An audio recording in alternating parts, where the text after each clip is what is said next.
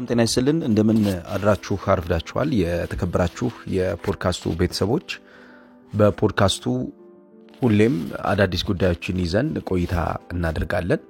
ዛሬ ደግሞ የእንግሊዝ ፕሪሚየር ሊግ ትናንትና ይፋ ተደርጓል። ፊክስቸሮቹ አጠቃላይ የጨዋታ መርሃ ግብሮቹ ማን ከማን ጋር እንደሚገናኙ በዝርዝር ወጥቷል። የኦፕታ ኮምፒውተርም እንዲሁ በዘንድሮ የውድድር ዓመት የተሻለ ድል ሊኖራቸዋል ብሎ ያሰባቸውን ቡድኖችንም በተመለከተ የኔ ግኝት ያላቸውን ሐሳቦች እንዲሁ አደርስላችኋለሁ።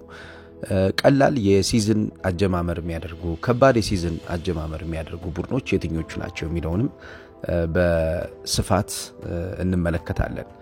በተለይ የአሰልጣኝ ሩበን አሞሪም ቡድን ማንቸስተር ዩናይትድ ከመጀመሪያዎቹ የአምስት ጨዋታ ዝርዝሮች ውስጥ ከባዶቹን ቶፕ 6 ውስጥ የሚገኙትን ቡድኖች ያገኛል። እነኚህ ጨዋታዎች ለአሰልጣኝ ሩበን አሞሪም ከባድ ጨዋታዎች ናቸው። አሰልጣኝ ሩበን እንደምታውቁት በአሳለፍነው የውድድር ዓመት ማንቸስተር ዩናይትድን ከብዙ ጫናዎች ለማላቀቅ ጥረቶችን ሲያደርግ የነበረ አሰልጣኝ ነው። አሁን ዩናይትድ በተጫዋቾች ዝውውር በተጫዋቾች ሽያጭ ላይ ተጠምዶ ነው የሚገኘው። ስለዚህ የቡድን ግንባታውን በተመለከተ ቀጣዮቹ ወራቶች ቀጣዮቹ ሳምንታቶች የሚነግሩን ነገር ይኖራል። ያው አሁን ጊዜ የሚባል ነገር አይኖርም። እንደምታውቁት ጊዜ እየሄደ ነው። ስለዚህ ቶሎ መወሰን ቶሎ ወደ ቡድን ግንባታው መግባት ለማንቸስተር ዩናይትድ በጣም አስፈላጊ ነው። እጅግ በጣም አስፈላጊ ነገር ነው። አምና ዩናይትድን ሲቀላቀል አሰልጣኝ ሩበን አሞሪም ሲዝኑ ከጀመረ በኋላ ነው የመጣው። ስለዚህ ሲዝኑ ከጀመረ በኋላ ውድድሩ በጣም ወሳኝ የሚባለውን ሰዓት እያለፈ በነበረ ሰዓት ነው የመጣው። ዘንድሮ ደግሞ ማንቸስተር ዩናይትድ ይሄን አሰልጣኝ ውድድሩ ሲጀምር ነው የሚያገኘው። ስለዚህ ልዩነቶች አሉ ማለት ነው። ውድድሩን መጀመርና ውድድሩ ከተጀመረ በኋላ መምጣት ሰፊ ልዩነቶች እንዳሏቸው ግልጽ ነው። ግን እንደዛም ሆኖ ዘንድሮ የሚኖረው ዋስትና ምንድነው? እንደዛም ሆኖ ዘንድሮ የሚኖረው የማንቸስተር ዩናይትድ ጉዞ ምን አይነት ሊሆን ይችላል የሚለው የሚጠበቅ ነው። ምክንያቱም በርከት ያለው የዩናይትድ ቤተሰብ የሚፈልገው ውጤት እንዲሁ በፍጥነት እንደማይመጣ ግልጽ ነው። ነገር ግን ፕሮግሬሲቭ የሆነ ወይም ደግሞ እያደገ የሚመጣ አምና የነበረውን ነገር የማይደግም ዘንድሮ ደግሞ የተሻለ ነገር የሚሰራ ቡድን እንደሚገነባ ግን እምነት አላቸው። ስለዚህ አሰልጣኝ ሩበን አሞሪም የመጀመሪያዎቹ ፊክስቸሮች ላይ የሚያሳየው ፐርፎርማንስ በጣም ወሳኝ ነው። የአምናው ሻምፒዮን ሊቨርፑል እንዲሁ አጀማመሩን ከተመለከትነው ጠንከር ያሉ ጨዋታዎችን ያደርጋል። አርሰናልም እንዲሁ በፕሪሚየር ሊጉ የመክፈቻ ጨዋታ ማንቸስተር ዩናይትድን ካገኘ በኋላ 13 ቀን ቆይቶ ከባድ ቡድን ይገጥማል። ይሄ ቡድን ማን ነው? ከአርሰናል ጋር ከ13 ቀን በኋላ የሚገናኘው ቡድን የሚለውን እናያለን። ቼልሲም እንዲሁ ቀላል የሚባል ጨዋታ አይደለም የሚገጥመው፣ ከበድ ያለ ጨዋታ ይገጥመዋልና እስኪ ውድድሩን በተመለከተ ሲዝኑ ሲጀምር እነማን ከባድ ጨዋታዎችን ያደርጋሉ፣ እነማን ቀለል ያሉ ጨዋታዎችን ያደርጋሉ የሚለው የምንመለከት ይሆናል። አብራችሁን ቆይታ እንድታደርጉ ከወዲሁ እጋብዛችኋለሁ። እየተከታተላችሁ የምትገኙት የመኳንንት በርሄ ፖድካስት ነው። አሰልጣኝ ሩበን አሞሪም በዚህ የውድድር ዓመት በማንቸስተር ዩናይትድ እንዲሆን የሚፈልገው ነገር ቡድኑ ወጥ ሆኖ ለእያንዳንዱ ጨዋታ የተሻለ ጥራት ያለው ምላሽ መስጠት የሚችል መሆን ነው። ይሄንን የሚያደርገው በተለይ በየጨዋታዎቹ የሚኖራቸው ፐርፎርማንስ በየጨዋታዎቹ የሚኖራቸው ብቃት ከውጥነት ጋር በተያያዘ የሚነሱበትን ጥያቄዎች መመለስ መቻል አንድ፣ ሁለተኛ ከቡድን ግንባታ የታክቲክ ቅቡልነት ጋር በተያያዘ አሰልጣኝ ሩበን አሞሪም በዘንድሮ የውድድር ዓመት የተቸገረባቸው የተጫዋቾች የሐሳብ ልዩነት የቡድን ግንባታውን አዘግይቶበታል። ይሄን በዚህ የውድድር ዓመት እንዲፈጠር አይፈልግም አሰልጣኙ። በዚህ የውድድር ዓመት ይሄ ነገር ራሱን በቻለ አቅጣጫ ውስጥ እንዲያልፍና የቡድን ግንባታውን አጋዥ ክፍል ማድረግ ነው የሚፈልገው። ስለዚህ ተጫዋቾች የመቀበል አቅማቸው ከፍተኛ እንዲሆን ይፈልጋል። ሁለተኛው ሐሳብ ካደገለት በሜዳ ላይ በሚኖረው እንቅስቃሴ ዩናይትድ ለሜዳ አፈጻጸም የተሻለ የሚሆን የተጫዋች የሜዳ ላይ የአእምሮ ነፃነት ይኖራል ማለት ነው። እሱ እንደተናገረው ሁሌም ቢሆን ተጫዋቾቼ በሜዳ ላይ ለሚፈጠሩ ችግሮች መፍትሄ መስጠት የሚችሉ ተጫዋቾች መሆን አለባቸው ይላል። ይህንን ነው በአዲሱ ሲዝን ማግኘት የሚፈልገው። በሜዳ ውስጥ ለሚፈጠሩ ችግሮች ወዲያውኑ መፍትሄ መስጠት የሚችሉ ተጫዋቾች መኖር አለባቸው። የዩናይትድ ያሳለፈው የውድድር ዓመት አንዱ መሰረታዊ የሚባለው ችግር ወደ ተጋጣሚ ሜዳ የሚሄድበትና የሚመለስባቸው መንገዶች ስርዓታቸውን የጠበቁ አለመሆናቸው ነው። እነኚህ የማጥቃትና የመከላከልን አጠቃላይ ህይወት የሚገልጹ ናቸው። በማጥቃት እንቅስቃሴ ዩናይትድ ወደ ተጋጣሚ ሜዳ በሚገባበት ሰዓት ማጥቃቱን ብቻ ታሳቢ ያደረገ የቡድን ስትራክቸር እንዲኖር አይደለም አሰልጣኝ ሩበን አሞሪም የሚፈልገው። ከማጥቃቱ በኋላ ባለው ኳስ በሚታጣበት ሲቹዌሽን ውስጥ የሚኖረውን ጥንቃቄም ተጫዋቾቹ ይበልጥ እንዲረዱት ይፈልጋል። ምክንያቱም ተመላሽ ኳሶች አብዛኛውን ጊዜ በዩናይትድ ዋጋ የሚያስከፍሉ ስለሆኑ ነው። ለምሳሌ በቀኝና በግራ የዞን የማጥቃት እንቅስቃሴ ውስጥ የሚገኙ ተጫዋቾች ሁሌም ቢሆን ታሳቢ የሚያደርጉት ማጥቃቱን ብቻ በመሆኑ በተደጋጋሚ የልምምድ ጊዜ ላይ ሰዓት ይወስድ የነበረው አሰልጣኙ ማስተካከል የሚገባውን ነገር ነው ካጡት በኋላ ወይም ደግሞ ኳስ ከእንቅስቃሴ ካስወጣቸው በኋላ እንዴት ያ ከእንቅስቃሴ ውጪ የሆነው ኳስ አደገኛ መሆን እንዳይችል ማድረግ ይቻላል። ሁለተኛ እንዴት መልሰን ያን እንቅስቃሴ ማግኘት እንችላለን የሚለውን ጊዜ ወስድበት የነበረው ማንቸስተር ዩናይትድ ወደ ተጋጣሚ ሜዳ ከገባ በኋላ በተጋጣሚ ሜዳ እንቅስቃሴ ውስጥ የሚያደርገው የማጥቃት እንቅስቃሴ በሚፈጠርበት ጫና አሸንፎ እዛው ለመቆየት የሚያደርገው ጥረት አሰልጣኝ ሩበን አሞሪም ከመጣ በኋላ 17.8% ጨምሯል። ይሄ በተለይ ያለፉት 3 ወራት ዩናይትድ በተወዳደረባቸው ትልቅ ውድድሮች ዩሮፓ ሊግን ጨምሮ ማለት ነው አድጓል። በተለይ ሁለቱ የሩብ ፍጻሜና የግማሽ ፍጻሜ ጨዋታዎች በማንቸስተር ዩናይትድ ይሄኛው የጨዋታ አካሄድ የተሻሻለ የሚባለው ነገር ነው። በፕሪሚየር ሊጉ ይሄ ነገር በዚህ ውድድር ዓመት እንዲሆን ይፈልጋል አሰልጣኙ። ወደ ተጋጣሚ ሜዳ ከገቡ በኋላ በተጋጣሚ ሜዳ እንቅስቃሴ ጫና የሚፈጠሩ የጫና ውጤቶች በቡድኑ አጠቃላይ የጨዋታ ቅርጽ ላይ የሚኖራቸው ተጽዕኖ እንዲቀንስ ይፈልጋል። ለማድረግ ግን የተጫዋቾቹ በዛ ሲቹዌሽን ላይ የሚኖራቸው አንደርስታንዲንግ እያደገ መሄድ አለበት። ኳስን በማጣት ሁኔታ ውስጥ የትኛው ተጫዋች ኳስ የማጣት ሁኔታ ውስጥ ወይም ደግሞ የሉዚንግ ቦል ሲቹዌሽን የሚባለው ሁኔታ ውስጥ ሊኖር ይችላል። ነገር ግን የሉዚንግ ቦል ሲቹዌሽኖች ቁጥር ግን መቀነስ ይኖርባቸዋል።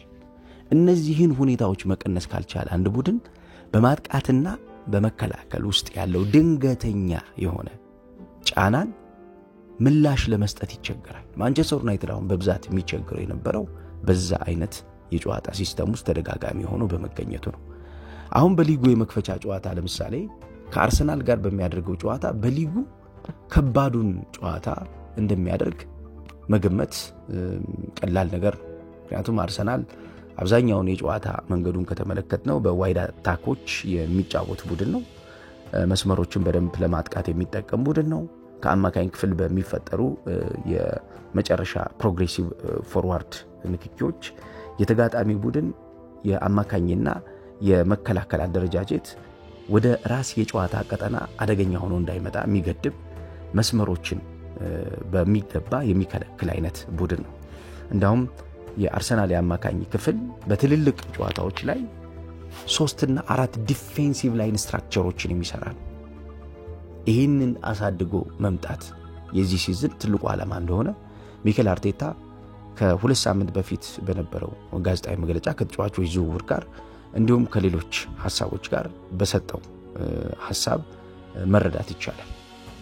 የመክፈቻውን ጨዋታ ሊከብደው ይችላል ተብሎ የሚታሰበው ከዛ ሐሳብ ነው። ስለዚህ የመክፈቻውን ጨዋታ ተቋቁሞ ለመውጣት ማንቸስተር ዩናይትድ እነኚህ አርሰናሎች አስምረው በተለይም ደግሞ በገደብ ተጋጣሚ በነፃነት ፕሮግሬስ እንዳያደርግ ወይም ደግሞ እንዳያድግ የሚከለክሉበትን የጨዋታ ሐሳብ መቆጣጠር መቻል ስለሚኖርበት አሰልጣኝ ሩበን አሞሪም እንደሚታወቀው የዊንግ ባኮችን አቅም በሚገባ የሚጠቀም አሰልጣኝ ነው። ዊንግ ባኮች የተሻለ የቡድን አደረጃጀትና የተሻለ የቡድን ቅርጽ ይፈጥራሉ ብሎ የሚያስብ አሰልጣኝ ነው።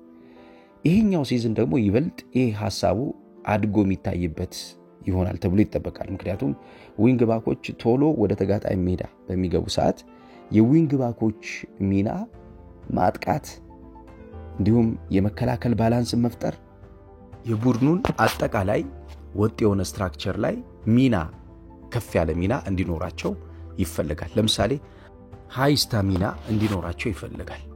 ይሄ በጣም ቤዚክ ነገሩ ነው። ምክንያቱም እነኚህ ተጫዋቾች በመሄድና በመመለስ እንቅስቃሴ ውስጥ በጣም ወሳኝ የሚባል ስራ የሚሰሩ ተጫዋቾች ስለሆኑ ነው። አዌርነሳቸው የዲፌንሲቭ አዌርነሳቸው በጣም ያደገ መሆን አለበት።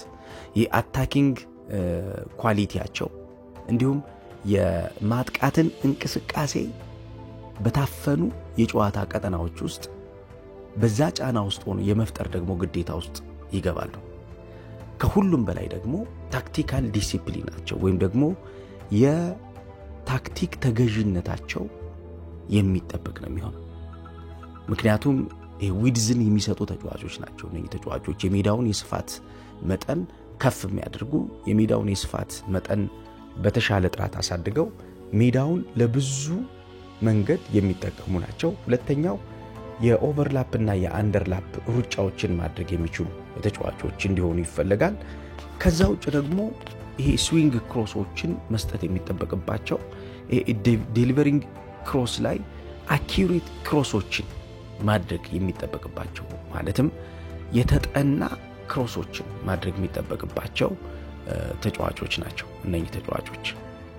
ከዛ ውጭ የተከላካይ መስመር ተጫዋቾችን ሚና ሲሸፍኑ ደግሞ 3 ነገሮችን ማድረግ ይጠበቅባቸዋል። እንግዲህ አምና የተቸገረባቸው ፖይንቶችን ነው እያነሳውላችሁ የምገኘው። በኳሊቲ ደረጃ ቡድኑ ነበር የሆነ ነገር ነበር። ማንቸስተር ዩናይትድ ግን አምናም የተቸገረበት ነገር እንዳለ ማንሳት እንችላለን። ለምሳሌ ዊንገሮችን ትራክ ማድረግ ይጠበቅባቸዋል። እነኚህ ተጫዋቾች ዊንገሮችን ትራክ ማድረግ የሚጠበቅባቸው ለምንድን ነው? የተጫዋቹን አደገኛነት ኮንትሮል የማድረግ ሪስፖንሲቢሊቲ ስላለባቸው። አሁን ከነጋርናቾ ጋር ከነ ሆይሉንድ ጋር አሰልጣኝ ሩበን አሞሪም የሚጋጭ የነበረው ነገር ያ ነው። ከነ ማዝራዊ ጋር መጀመሪያ አካባቢ የሚጋጭ የነበረው ለዛ ነው። ከዳሎት ጋር መጀመሪያ አካባቢ የሚጋጭ የነበረው ለዚህ ነው። ምክንያቱም ሪስፖንሲቢሊቲያችሁን እያጣችሁ ነው። እናንተ በቀላሉ ተጫዋቾች ተመልሰው አደገኛውን ነገር እንዲያደርጉ እድል እየሰጣችኋቸው ነው ብሎ አሰልጣኙ ከተጫዋቾቹ ጋር ከፍተኛ የሆነ አለመግባባት ሲገባ ተመልክተናል። ምክንያቱም ማርኪንግ እና ኮንትሮሊንግ ላይ የሚደራደር አሰልጣኝ ስላልሆነ። ከዛ ውጭ ይሄ ኢንተርሴፕሽኖች ላይ ጥሩ መሆን ይጠበቅባቸዋል። ፓሶችን ኢንተርሴፕት ማድረግ አለባቸው ወይም ደግሞ ማበላሸት ማቋረጥ አለባቸው። ከዛ ውጭ ደግሞ በጣም ወሳኙ የተጋጣሚ ቡድን የማጥቃት እንቅስቃሴን የማበላሸት ወይም ደግሞ የመበታተን ግዴታ ውስጥ ይገባሉ። እንደውም አሰልጣኙ የሚላቸው ኢንተርሴፕት ፓስ ኤንድ ዲስራፕት ዘ ኦፖዚሽንስ አታክ ነው የሚለው።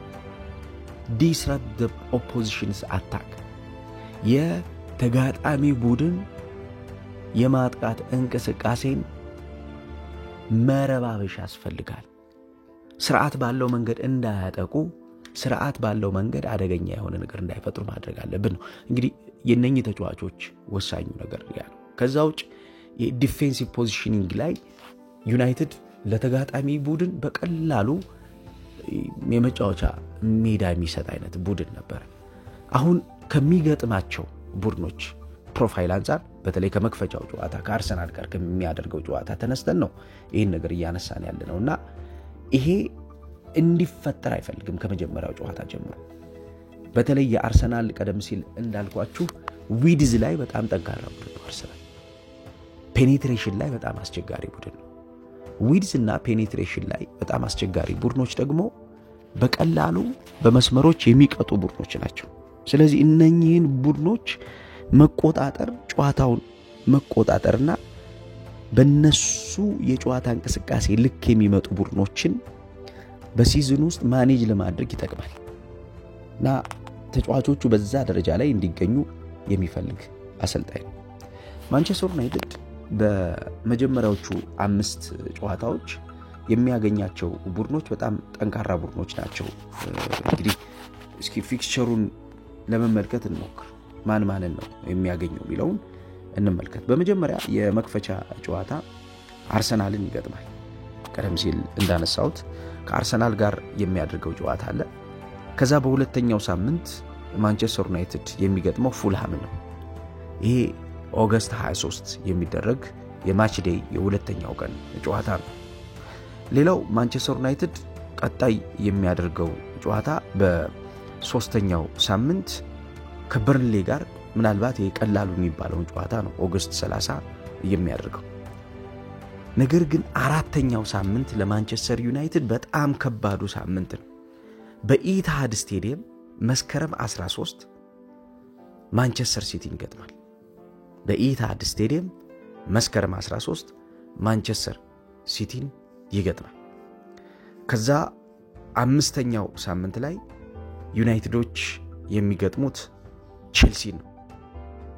ይሄ ከ7 ቀን በኋላ ቼልሲን ይገጥማሉ ማለት ነው። ይሄ በጣም ከባዱ ለዩናይትድ በ7 ቀን ልዩነት ውስጥ ቼልሲንና ማንቸስተር ሲቲ ነው የሚገጥሙት ማለት ነው። እነኚህ የቶፕ 6 ቡድኖችን የሚያገኙባቸው የጨዋታ ቀናቶች ለዩናይትድ በጣም ፈታኝ ይሆናሉ ማለት ነው። ወደ አርሰናል ስንሄድ አርሰናል እንግዲህ ሚኬል አርቴታ የአማካኝ ክፍሉን ለማጠናከር ከወዲሁ ስራዎችን እየሰራ ነው የሚገኘው። በተለይ የቶማስ ፓርቴ በዚህ ቡድን ውስጥ የመቀጠልና ያለ መቀጠል ጉዳይ እስካሁን ድረስ እልባት አላገኘም። ስለዚህ ለዚህ እልባት ይሰጣል ተብሎ ነው የሚጠበቀው። ኦሬዲ በሩን ከፍቶ አልወጣም እንጂ በር ላይ ቆሟል ቶማስ ፓርቴ። አርሰናል ደጋፊዎች የሚፈልጉት ምንድነው? የሚቀጥለው ነገር ምንድነው ነው? የሚመጣው ነገር ምንድነው? ከሱ መውጣት በኋላ ምክንያቱም የጌም ባላንሱን ከተመለከትን በጣም ሰፊ ልዩነት አለው። እሱ በሚጫወትበት የጨዋታ ቀንና እሱ በሌለበት የጨዋታ ቀን የሚኖራቸውን የተጫዋቾች ልዩነት ከተመለከትን ቶማስ ፓርቴ በጣም ሰፊ የሆነ ጋፕ ፈጥሮ እንደሚሄድ ግልጽ ነው በአርሰናል። ለምሳሌ በ2024 25 በ90 ደቂቃ የሊግ ቆይታቸው በ6 መስፈርቶች ከዙቢሜንዲ ጋር ብናያቸው ቶማስ ፓርቴ በብዙ መንገድ ይበልጠዋል። ለምሳሌ ሰክሰስፉል ፓሶቹን ብንመለከት ዙቢሜንዲ 44.9 የሚጠጋ አፈጻጸም ነው ያለው። ቶማስ ፓርቴ 52.4 የሚጠጋ አፈጻጸም አለው። የኳስ የማቀበል አፈጻጸም ስኬቱ የፓሲንግ አኩሬሲው ደግሞ የዙቢሜንዲ 84.4 ከመቶኛው አፈጻጸም፣ የፓርቴ 86.6 ከመቶኛ አፈጻጸም አለው። ሰክሰስፉል ፓስ ኢንዲንግ ኢን ዘ ፋይናል ሰርድ የተሳካላቸው የኳስ ሽግግሮች ቅብብሎች በመጨረሻው የሜዳ ክፍል ላይ ከተመለከትን ከባድ ልዩነት አለ። ዙቢሜንዲ 9.8 የሚጠጋ የነኚህን ኳሶች አፈጻጸም ሲኖረው ፓርቴ 15.2 አፈጻጸም አለው። ንክኪዎችን በተመለከተ በጣም ወሳኝ የሚባሉ ንክኪዎችን በማድረግ ዙቢሜንዲ 66.8 አፈጻጸም ሲኖረው ቶማስ ፓርቴ 73.6 አፈጻጸም አለው። ፕሮግሬሲቭ ኬሪንግ ኳስ ወይም ደግሞ ኳስ ተሸክሞ ወደፊት በመሄድ 5.5 አፈጻጸም ሲኖረው ዙቢሜንዲ 7.9 ደግሞ ፓርቴ አለው። ፖሴሽን ዎን በማድረግ በማሸነፍ ተቀራራቢ የሚባለው አሃዝ ይሄ ነው። ዙቢሜንዲ 4.3 ቶማስ ፓርቴ 4.4 አካባቢ አለው። የታከል አፈጻጸማቸው ይሄም ልዩነት የለውም ብዙ 2.2 እና 2.9 የሚጠጋ ነው። ዱዌሎች ላይ ብዙም ልዩነት የለውም። እንዲሁም የድሪብል ኮምፕሊቲንግ ላይ ብዙም ልዩነት የላቸውም። 5.5 እና 5 እንዲሁም 0.6 እና 0.8 የሚጠጉ ናቸው። ግን የቶማስ ፓርቴ መውጣት የአርሰናልን የአማካኝ ክፍል በከባዱ እንደሚከፍተው ግልጽ ነው። ስለዚህ የሚመጡ ተጫዋቾች እነማን ናቸው? ዙቢሜንዲ ይህን ተጫዋች ጥሎት የሚሄደውን ቦታ ይተካዋል ወይ የሚለው ከመጀመሪያው ጀምሮ በሚደረጉ የሲዝኑ ጨዋታዎች ላይ ስህተት መስራት የሌለበት አርሰናል ምክንያቱም በዘንድሮና በአሳለፍነው ውድድር ዓመት ዋንጫ ጉዞ ዋጋ ካስከፈሉት ምክንያቶች መካከል በየጨዋታዎቹ ለጨዋታዎቹ ሙሉ ሆኖ አለመገኘቱ ነው አርሰናል። ስለዚህ ለጨዋታዎቹ ሙሉ ሆኖ መገኘትን አርሰናል የሚፈልግበት ጊዜ ነው ይሄኛው ሲዝን። የመክፈቻው ጨዋታ ቀደም ሲል ማንቸስተር ዩናይትድ እና አርሰናል ኦገስት 17 ከተጫወቱ በኋላ አርሰናል ቀጣዩን በሁለተኛው ሳምንት የሚደረገው ጨዋታ ከሊድስ ዩናይትድ ጋር ኦገስት 23 ይጫወታል። የሚገርመው ኦገስት 30 አርሰናል ከሊቨርፑል ጋር ጨዋታውን ያደርጋል። ይሄ በጣም ከባድ ጠንካራ ፉክክር የሚጠበቅበት ጨዋታ ነው ለአርሰናል። ማች ዴይ 4 ላይ አርሰናል የጨዋታ ቀን 4 ከኖቲንግሃም ፎረስት ጋር የሚያደርገው ጨዋታ ይኖራል። ከኖቲንግሃም ፎረስቱ ጨዋታ በኋላ አርሰናል ከማንቸስተር ሲቲ ጋር ሴፕቴምበር 20 ይጫወታል። እንግዲህ ቼልሲ ከማንቸስተር ዩናይትድ ጋር በሚጫወትበት ቀን አርሰናል በተመሳሳይ ሰዓት ከማንቸስተር ሲቲ ጋር ጨዋታውን ያደርጋል ማለት ነው። ይሄ በጣም ተጠባቂ ጨዋታ ነው ለአርሰናል። በተለይ ማች ዴይ 5 በጣም ተጠባቂ ጨዋታ ነው። ቀጣይም ከኒውካስል ዩናይትድ ጋር ጨዋታውን የሚያደርገው ይሄም እጅግ በጣም ተጠባቂ ጨዋታ ነው። ሊቨርፑልና ቼልሲ እንዲሁ በሰባተኛው ሳምንት የሚያደርጉት ጨዋታ ይኖራል። በስምንተኛውና በዘጠነኛው ሳምንት የሚደረጉ ሌሎች በጣም ተጠባቂ ጨዋታዎች ይኖራሉ። አርሰናል ለምሳሌ ከክሪስታል ፓላስ ጋር የሚያደርገው ጨዋታ ይኖራል። ሊቨርፑል ከአስቶን ቪላ ጋር የሚያደርገው ጨዋታ፣ ማንቸስተር ዩናይትድ ከኖቲንግሃም ፎረስት ጋር የሚያደርገው ጨዋታ ይኖራል። ቶተንሃም ከማንቸስተር ዩናይትድ ኖቬምበር 8 የሚደረግ ጨዋታ አለ። እነኚህ ጨዋታዎች በሙሉ በሊጉ በጣም ወሳኝና ተጠባቂ ጨዋታዎች ናቸው። እንግዲህ ኦፕታ ኮምፒውተር እነኚህን ጨዋታዎች በሙሉ እያየ ከጨዋታዎቹ ከፊክስቸሮቹ እንደገና ከቡድኖቹ አቀራረብ ጋር በተያያዘ ማን የተሻለ እድል ይኖረዋል፣ ማን የተሻለ የዋንጫ ጉዞ ያደርጋል የሚል ሪፖርቶችን አብዛኛውን ጊዜ ያቀርባል እና ዘንድሮ በፕሪሚየር ሊጉ የተሻለ ጉዞ እንደሚያደርግ እምነት ያሳደረው የመጀመሪያው ሊቨርፑል ነው። ሁለተኛ ማንቸስተር ሲቲ ይሆናል ብሏል። ሶስተኛ አርሰናል፣ አራተኛ ቼልሲ እነኚህ የተሻለ እድል ይኖራቸዋል የሚል የውድድር ዓመታቸው የተሳካ ሆኖ ይቀጥላል በሚል እንግዲህ የራሱን ምልከታ አስቀምጧል ኮምፒውተሩ። ያው ኮምፒውተሩ ከዚህም በፊት ማንቸስተር ሲቲ ስኬታማ በነበረባቸው ዓመታት አራቱን ዓመት በትክክል የገመተ ነው። ያኔ ማንቸስተር ሲቲ በእርግጥ ጠንካራ ተፎካካሪዎች የመጡበት የመጨረሻዎቹ 2 ዓመታት ነው። በ2023 እና 2024 ነው አርሰናል የመጣበት እንጂ ከዛ በፊት በነበሩት ጊዜያቶች ቼልሲን፣ ማንቸስተር ዩናይትድን፣ ሊቨርፑልን ብንወስድ እንደቀደመው ጥንካሬያቸው አልነበሩ። ኋላ ላይ ግን ሊቨርፑልም የተሻለ ተፎካካሪ የሆነበትን ሲዝን አሳለፈ። አርሰናልም በተከታታይ 2 እና 3 ዓመታት ለዋንጫ እስከ መጨረሻው የሚታገል ቡድን መሆኑ ጠንካራ ፉክክር እንዲፈጠር አድርጎ ነበር። ኮምፒውተሩ ግን በዚህም ውስጥ ሆኖ ማንቸስተር ሲቲ ዋንጫ ያነሳል የሚለውን ግምቱን አልተሳሳተም ነበር። ዘንድሮ ደግሞ የተሻለ ተፎካካሪ ይሆናሉ ያላቸውን ቡድኖች ሊቨርፑልን፣ ማንቸስተር ሲቲን፣ ቼልሲን፣ አርሰናልን አስቀምጧልና በዘንድሮ የውድድር ዓመት የሚኖረው ሲዝን ማን ቻምፒዮን ሆኖ ይጨርሳል፣ ማን ጠንካራ ተፎካካሪ ይሆናል የሚለው የሚጠበቅ ነው። እንዴት አያችሁት ሲዝኑ?